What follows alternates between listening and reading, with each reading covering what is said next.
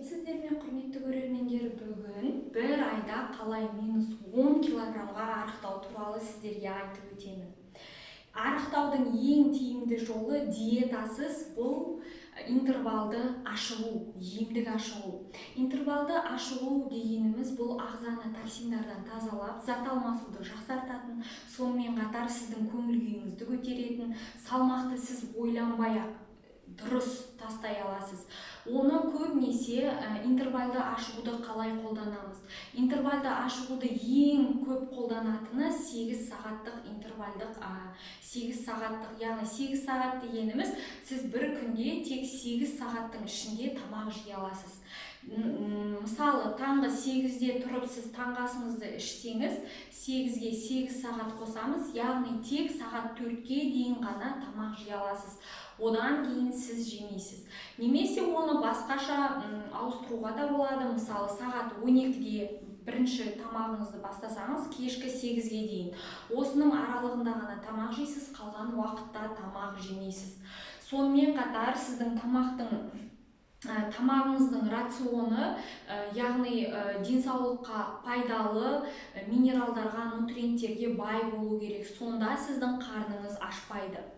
Және тағы бір ескере отыратын жағдай, біздің ағзамыз токсиндарынан өзінің айырылу үшін таңертең тұрғаннан кейін күнімізді бір стакан жылы судан бастаймыз. Сосын күнделікті сіздің қабылдайтын ағзаңызға керек судың мөлшері қалыпты болу керек. Сондықтан сіз өз ағзаңызға қаншалықты су керек екенін есептеп, содан кейін сол судың мөлшерін ішуге тырысыңыз. Оны қалай есептейміз? Сіздің 1 килограмм салмағыңызға 30 мл су керек, 30 мл су. Яғни, мысалы, салмағыңыз 50 килограмм болса, 50-ді 30-ға көбейтеміз, сонда осынша, яғни 50-ді 30-ға көбейтсеңіз 1500 мл су шығады, 1,5 литр су. Значит, бір күнде сіз 1,5 литр су ішуіңіз керек. Сонымен қатар, яғни күнделікті егер қандай да бір стресс болса, стрессті да төмендету керек, сонымен ұйқыңызды дұрыстау керек. Адам ұйықтаған кезде адам ағзасында серотонин деген гормон бөлінеді. Ол гормон ағзамызды дұрыстап, көңіл күйімізді жақсартып, зат алмасуды жақсартып, майдың алмасуын жақсартып, біздің денсаулығымызға өзінің оң әсерін береді. Көбінесе егер сіз түнгі 10-нан кейін ұйықтамасаңыз, сізде кортизол гормоны жоғарылай бастайды. Кортизол гормоны жоғарылаған кезде, кортизол гормоны ол көбінесе стресстік жағдайларда көтерілу керек. Ал сондықтан кейін ағзаға, біздің миымызға серотонин гормоны жоқ, сіз ұйықтап жатқан жоқсыз. Сондықтан ол гормонды ол тамақтан алуға тырысады. Сондықтан егер түнде ұйықтамасаңыз, қатты аппетитіңіз ашылып, 2-3 есе көп тамақ жеп қоясыз. Сондықтан ұйқыңызды дұрыстаңыз. Ұйқыға да дұрыс дайындала білу керек. Ұйқыға қалай біз дайындалуымыз керек? 1 сағат бұрын телефонды, телевизорды бәрін өшіреміз, миымыз демалу керек, ақпараттарды қорытудан. Сонымен қатар басымыздың айналамызға әдемі хош иісті алма қоюға болады. Ол да адамды тыныштандырады. Сонымен үйдің бәрін, яғни желдетіп, үй ылғалды, яғни үйдің ауасы қатты ыстық болмау керек, ол да ұйқыны бұзады. Сонымен ұйықтаймыз.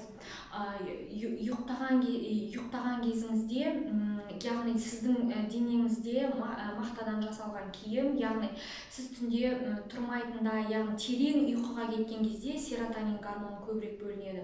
Сондықтан бүкіл жағдайыңызды жасап, ұйқыға дайындалып, үлкен адам бір күнде 8 сағат ұйықтау керек.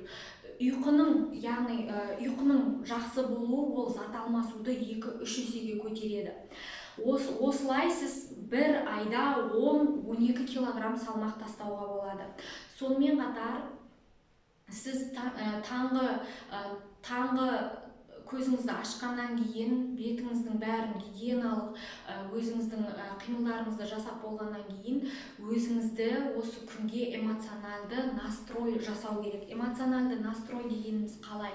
Ол яғни біздің ағзамызда жақсы гормондарды, ағзаға пайдалы гормондарды көбейтуіміз керек, эндорфин гормондарын. Сондықтан таңертең өзіңізге комплимент айтып, өзіңіздің жеткен жетістіктеріңізді есіңізге түсіріп, яғни Аллаға шүкіршілік айтып та, осылай өзіңіздің көңіл-күйіңізді көтересіз. Сол кезде бізде адамды жақсы көңіл-күйге бөлейтін гормондар көбейеді, ол да адамның зат алмасуын жақсартады. Сонымен қатар балаларыңызбен, егер сіз күн бар жерде өмір сүрсеңіз, яғни көбірек серуендеген дұрыс. Витамин Д да зат алмасуды жақсартады. Күнделікті, яғни өзіңіздің тағамдарыңыздан бүкіл ет, көкөністер, сонымен қатар ұн-тамақтарын жеуге болады, бірақ ұн-тамақтары сіздің рационыңыздың 30-25% ғана құрау керек. Міне көріп тұрсыздар, менің жасым 30-да, 2 балам бар. Мен өз салмағымды осылай сақтаймын. Мен көбінесе бір күнде кейде тек 8 сағаттың ішінде тамақтанамын. Яғни, егер сіздер өз диеталарыңызды ұстамайда, көбірек ылғи да ұн-тамақтарын көп қолдасаңыз, ол ағзада май мен қант мөлшерін жоғарылатып, зат алмасуды төмендетеді. Және егер мүлдем диета ұстамаймын, қалаған нәрсемді жеймін десеңіздер, онда күнде 30 минут спорт қосуыңыз керек. Мен спортпен айналыспаймын. Себебі соңғы уақытта уақыт жоқ, таңертең 2 баланы балабақшаға алып баруым керек. Сол үшін мен күнде тек 8 сағаттың ішінде ғана тамақ жеуге тырысамын. Өз қалпымды осылай сақтаймын. Егер сіздерге осы ақпарат пайдалы болса, менің каналыма жазылып, лайк басып, комментарий жазыңыздар, сұрақтарыңызға жауап беруге тырысамын.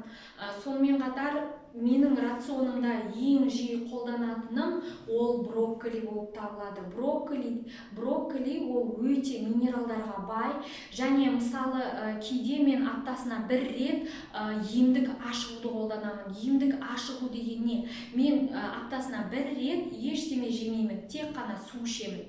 Егер мысалы шыдамай баратса, мысалы бір күн емес, уже шыдамай қарным ашып баратса, ол кезде мен тек қана қайнатылған брокколи жеймін.